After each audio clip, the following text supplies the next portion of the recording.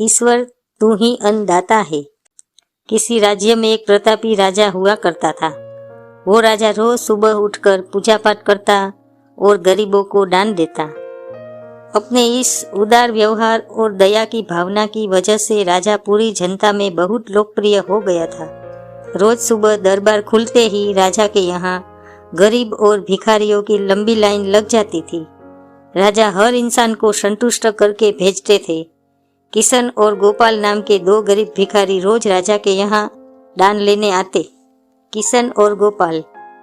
राजा जब किशन को दान देता तो किशन राजा की बहुत वाहवाही करता और राजा को दुआएं देता। वहीं जब राजा गोपाल को दान देता तो वह हर बार एक ही बात बोलता, हे ईश्वर तू बड़ा दयालु है, तूने मुझे इतना सब कुछ दिया। राजा को उसकी बात थोड़ी बुरी लगती। राजा सोचता कि दान में देता हूँ और ये गुणगान इस ईश्वर का करता है। एक दिन राजकुमारी का जन्मदिन था। इस दिन राजा ने दिल खोलकर दान दिया। जब किशन और गोपाल का नंबर आया तो राजा ने पहले किशन को दान दिया और किशन राजा के गुणगान करने लगा। लेकिन राजा ने जैसे ही गोपाल को दान दिया, वो हाथ ऊपर उठा के बोला, हे ईश्वर तू ही अन्नदाता है, आज तूने मुझे इतना दिया, इसके लिए प्रभु तुझे धन्यवाद देता हूँ। राजा को यह सुनकर बड़ा गुस्सा आया। इसने कहा, गोपाल मैं रोज तुम्हें दान देता हूँ, फिर तुम मेरे बजाय ईश्वर का गुणगान क्यों करते हो? गोपाल बोला, राजन देने वाला तो ऊपर बैठा है, वही सबका अन्नदाता है, आपका भी और मेरा भी। यह कहकर गोपाल वहां से चला गया। अब राजा ने गोपाल को सबक सिखाने की सोची। अगले दिन जब किशन और गोपाल का नंबर आया तो राजा ने किशन को दान दिया और कहा, किशन मुझे गोपाल से कुछ बात करनी है, इसलिए तुम जाओ और गोपाल को यहीं छोड़ जाओ। और हाँ, आज तुम अपने पुराने रास्ते से मत जाना, आज तुमको राजमहल के किनारे से जाना है, जहाँ से सिर्फ मैं गुजरता हूँ। किशन खुशी खुशी दान लेकर चला गया। राजमहल के किनारे का रास्ता बड़ा ही शानदार और खुशबू भरा था। संयोग से राजा ने इस रास्ते में चांदी के सिक्कों से भरा घड़ा रखवा दिया था। लेकिन किशन आज अपनी मस्ती में मस्त था।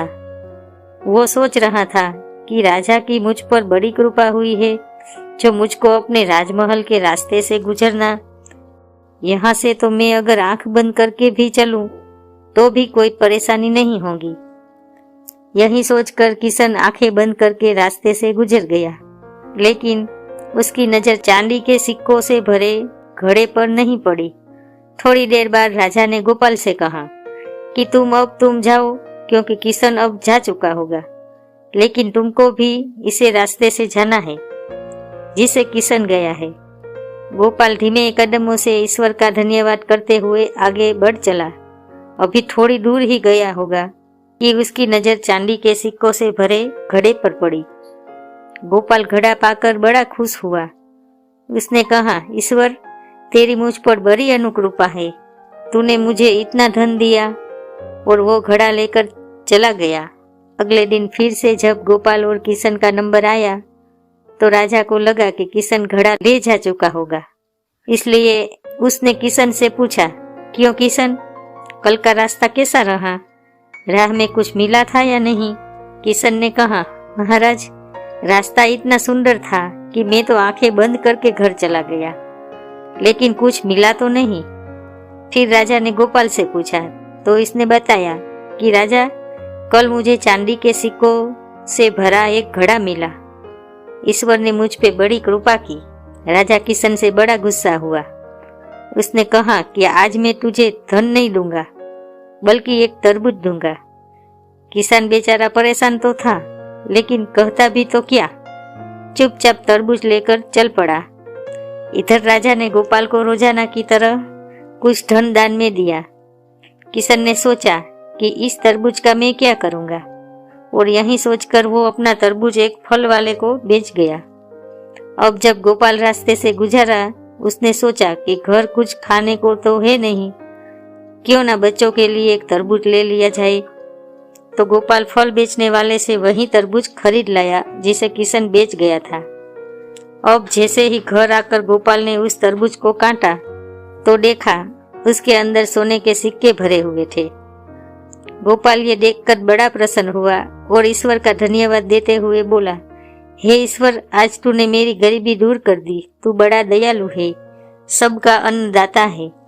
अगले दिन जब राजा दान दे रहा था तो उसने देखा कि केवल अकेला किशन ही आया है, गोपाल नहीं आया। उसने किशन से पूछा तो किशन ने बताया कि कल भगवान की कृपा से गोपाल को एक तरबूज मिला जिसके अंदर सोने के सिक्के भरे हुए थे। वह गोपाल तो अब संपन्न इंसान हो चुका है। किशन की बात सुनकर राजा ने भी अपने हाथ आसमान की ओर उठाए और बोला, हे ईश्वर, वाकई तू ही अन्नदाता है, मैं तो मात्र एक झरिया हूँ, तू ही सबका पालनहार है। राजा को अब सारी बात समझ आ चुकी थी।